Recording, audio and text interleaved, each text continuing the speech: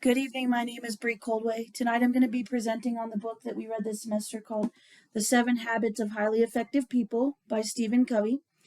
Along with that, I would also encourage a lot of people to read and take advantage of the 7 Habits of Highly Effective People personal workbook.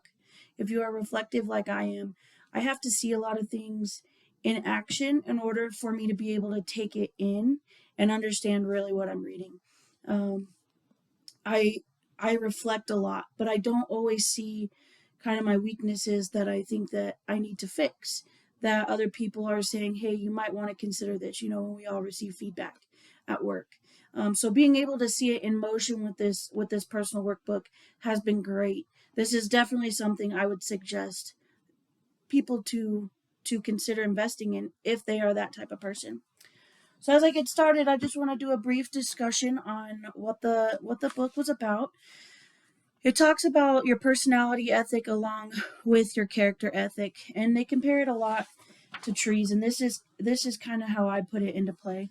I'm not sure if you can see this, but it's a tree, an apple tree, an oak tree, whatever kind of tree you'd like to consider that is. And at the top, we can see the tree is our personality ethic. And with this, if there were no roots, it would just sway in the wind and could be easy, easily be blown over. Excuse me. And a lot of people would think of it as fake or false. Covey puts into perspective of building our roots, which is our character ethic. This is kind of like our why. Why do we do certain things? Why are we presenting things the way that we are? And that more people will buy into this image if we have strong images of this. And it goes to the same thing as the one that we all know about, the iceberg. This is a drawing of my iceberg. It's the same thing. This is the appearance. This is what everyone sees. This is the result. But people don't see what it takes to build up to have that result. This is where you sow the seeds of your greatness. This is where you grow into this.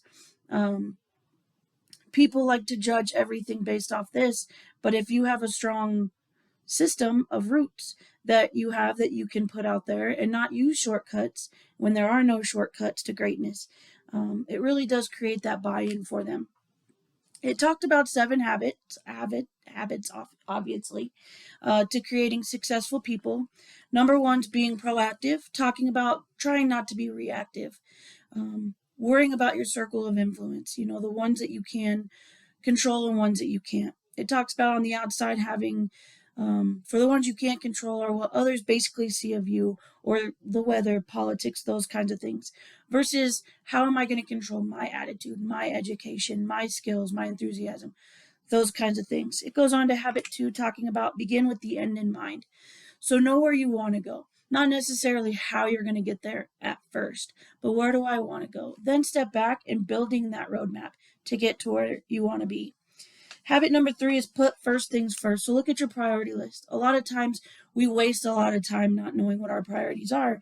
And he talks about becoming independent. And in order for us to do that, we have to go through and focus on one really important things that aren't urgent that needs to be our opportunity of where we focus. He gives an example of 4 of them in a quadrant here, and I'll go in and talk about that in a little bit about what that might look like. Then he goes into habit number 4, which is think win-win. So sometimes we have the habit of wanting to be the winners, and this can be selfish. We don't look at what other people can bring to the table or how we can compromise and how we can have a win-win situation. He then goes on to talk about how there's a lack of abundance mindset in the win-lose situation, a lose-lose situation. We talk about that in all kinds of different careers. And that we really need to look at the other 3, which are win, which can be selfish, is selfish. Looking at no deals and win-win situations. Win-win situations is an abundant mindset, having plenty for everyone, but being able to be okay with having to have the no deal where we all go our separate ways. Habit number 5 is seek first to understand, then to be understood. I think that's pretty self-explanatory, very important, but I'll also go into that one a little bit more in detail later. Habit number 6 is synergize. That's where there's the idea that everyone brings something different to the table. being willing to listen to everybody, listen to their differences, listen to their thoughts and ideas, and coming together and coming up with a game plan all together that brings everyone's strength to the table rather than pushing it away and saying that I'm the leader, this is what's going to happen. Basically being more of a boss than a leader. And the last one he talks about is sharpening the saw, focusing your activities on quadrant 2 of the put first things first diagram, focusing on continuous improvement. We can always improve on our physical, not urgent but important things. Our spiritual, who am I? Who am I trying to be? Who do I want people to see me as? Cognitive health and social health or relationships. Something that really brought interest to me in this book was habit number 5, listening to understand. I think one thing for us as a society is we always try to figure out how can we respond to something. Basically, how can we be reactive? How can I react to a certain situation? And I really enjoyed when he talked about habit number 5 is we need to remember that businesses and organizations only grow if we are willing to understand somebody else and then looking to be understood. I should not be the only one explaining my point of view without hearing somebody else's thoughts. One of the things I disagreed with in his book was in habit 3, where it said put first things first. He does talk about in the quadrants here. Quadrant number 3 is avoiding interruptions. And although that's great to really think about, because interruptions can definitely deter you from where you want to go, interruptions can also be a very beneficial thing. It can push you in a direction that maybe you hadn't thought about going before, or it's something that can help you step back and be reflective and be able to improve on later. Now, he's not saying completely take those out, but try to avoid them and limit them as much as you can. However, I could see that this would be something that you could also use in your advantage, especially when you're asking other people to bring strengths to the table. If we're not used to that, that can obviously be an interruption. One of the greatest strengths I think that I have coming from this book is, of course, the habit number 5 of listening to understand. I'm a person, I have to understand the why. If somebody gives me something they need me to do, I need to know why, because I want to be able to buy in. And especially as a leader, we want to be able to have our team buy into us. We want their support. And if we're not able to convey that why or understand exactly what we're talking about, we can't pass that on to them and be effective. It's not going to work. So being able to understand my why and understanding other point of views before I'm able to get it out myself is something that I really pride myself on and have received positive feedback for. One of my greatest weaknesses is habit number 7, sharpening the saw. It is very hard for me to take a step back to be able to continue to grow in the way of receiving possibly negative feedback. Sometimes I take things personal. I know that they're not meant to be that way, but it happens. But having those setbacks sometimes makes me feel almost like I'm not accomplishing the things I need to when I know that I am.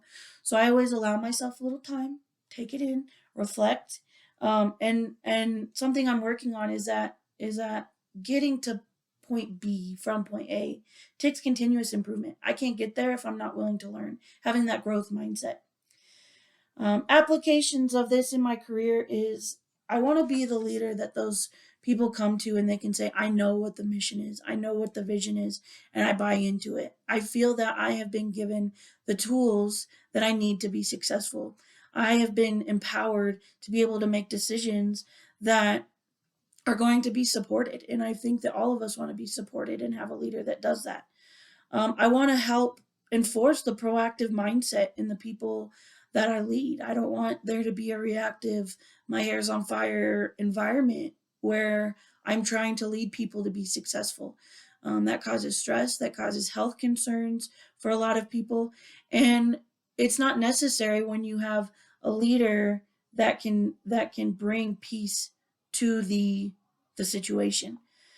One suggestion that I would have for Stephen Covey is that I'd like to have more conversation at being able to be a leader while keeping the expectations the same. There are times that some people will take their opinion and run with it and start to view you more as a peer rather than as a leader. And so I'd like to kind of hear more and see more on how to address that if it comes up. When I have somebody come to me and they say, and they're somebody that is in my department that I'm leading or that I'm over, I want them to be able to have that voice, but understand at the same time that I have a job that we are trying to all get to.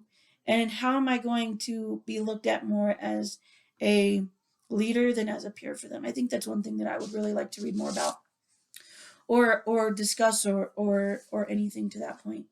I think this was a great book. I really enjoyed going through it and reading it, and I really enjoyed the personal workbook. I would really encourage this for a lot of people. Um, I think that I've learned a lot, and I've already have started trying to put things in perspective and things in motion. Um, so yeah, I would definitely encourage this book to other people. Again, have a great evening, and thank you so much for watching.